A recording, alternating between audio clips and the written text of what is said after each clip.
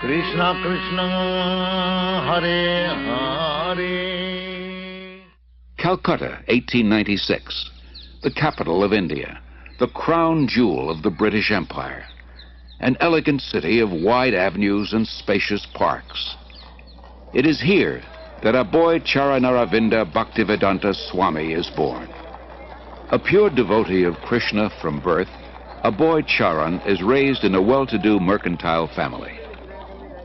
From infancy, he goes with his father to the Radha Krishna temple, and at age 4, the child spontaneously begins worshipping similar deities in his home.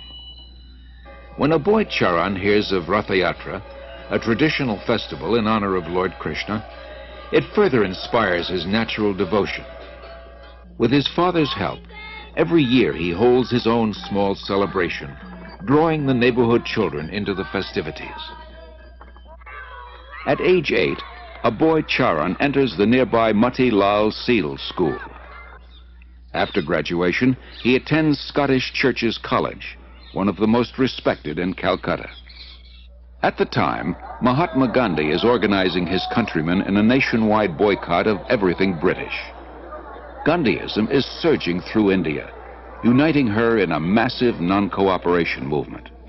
Sensitive to British subjugation of India's culture and people, Aboy Charan becomes an early supporter of Gandhi's movement. But 1922 marks a turning point in Aboy Charan's life. He meets Srila Bhaktisiddhanta Saraswati Goswami, the greatest devotee of Krishna of his time.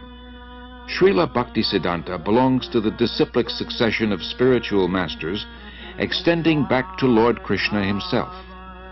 He convinces Aboy Charan that Krishna's spiritual message transcends India's dependent position. Nothing is more important. He requests Aboy Charan to spread Krishna consciousness in the Western world. Aboy Charan hears and is deeply impressed. By this time, Aboy Charan has a growing family. He moves to Allahabad and starts a successful pharmacy. All the while, his spiritual master's words remain implanted in his heart. In 1933, he becomes a disciple of Srila Bhaktisiddhanta, who comments, "He will do everything in due time." 3 years later, Srila Bhaktisiddhanta leaves this world, after again requesting Aboy Charan to preach in English. Aboy Charan takes his words to heart and starts writing prodigiously. In 1944, he single-handedly begins publishing and distributing Back to Godhead, a fortnightly. The first issue addresses the crisis of war. The Second World War within 20 years is scourging the earth. Back to Godhead points out that people throughout the world want an end to war. But so often they want God's kingdom without God, and they cannot have it. All our plans will be doomed to failure by our own selfishness unless we turn to God. After the war, Aboy Charan moves to Jhansi and founds the League of Devotees. He prepares a charter for an international organization, its members dedicated to a peaceful, God-centered life. Following tradition, at age 58, Aboy Charan retires from family life, and 5 years later accepts the renounced order. He is now known as A.C. Bhaktivedanta Swami. He lives alone in the historic medieval temple of Radha Damodar in Vrindavan, engaged in deep studies and writing. It was in Vrindavan that Lord Krishna revealed his pastimes 50 centuries ago, and saintly persons throughout the ages have worshipped this land as the most sacred on earth. Unlike other holy men who live there, Bhaktivedanta Swami is not thinking of retiring. For him, Vrindavan is a source of inspiration, an ideal place to chant, worship, and write. Here he begins work on his life's masterpiece, translation and commentary on the monumental devotional classic Srimad Bhagavatam. Bhaktivedanta Swami calls it a cultural presentation for the re-spiritualization of the entire human society. but often he leaves Vrindavan to print his magazine and books in nearby Delhi. Traveling takes time and tolerance, but Bhaktivedanta Swami accepts it as part of his spiritual mission to broadcast devotional service to Lord Krishna. In Delhi, Bhaktivedanta Swami personally distributes copies of Back to Godhead, and with small donations, struggles to maintain the publication. By 1964, Bhaktivedanta Swami completes 3 volumes of Srimad Bhagavatam. Prime Minister Lal Bahadur Shastri lauds his accomplishment and recommends his books for placement in India's public libraries.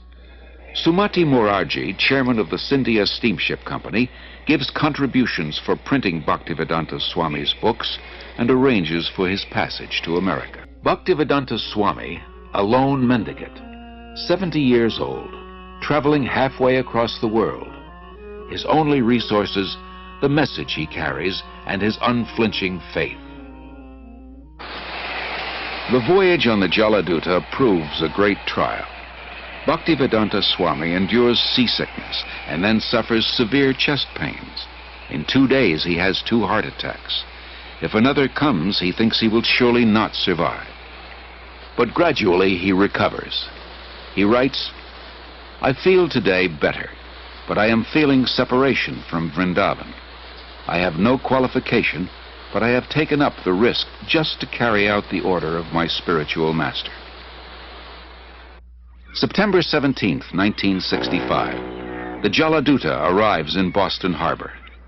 On board, Bhaktivedanta Swami writes, "My dear Lord Krishna, you are so kind upon this useless soul, but I do not know why you have brought me here. Most of the population here is absorbed in material life. How will I make them understand your message? I can simply repeat your words, and if you like, you can make my power of speaking suitable for their understanding. I have no devotion, nor do I have any knowledge, but I have strong faith in the holy name of Krishna.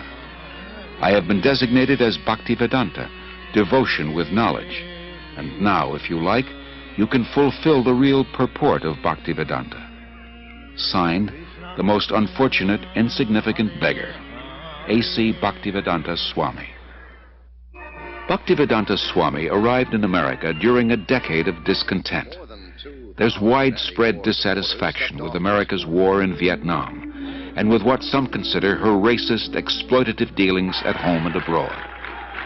Disillusioned by the establishment, the youth create a counterculture of their own. Around the time Bhaktivedanta Swami came, waves of Americans are breaking away from the status quo, searching for an alternative.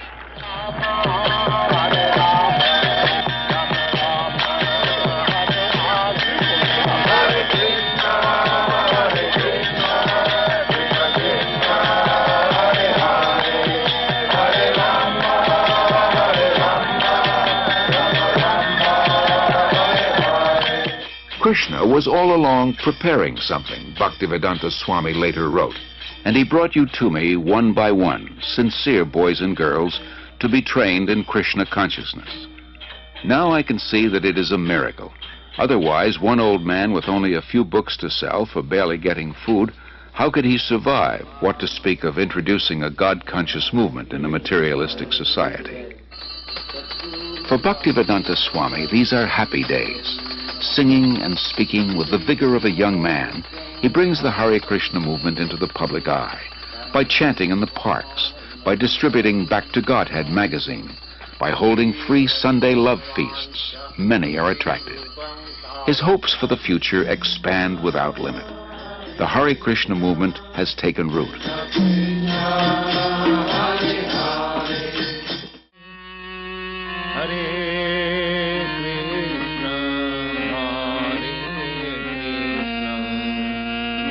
Krishna Krishna, Hare Hare, Hare Ram.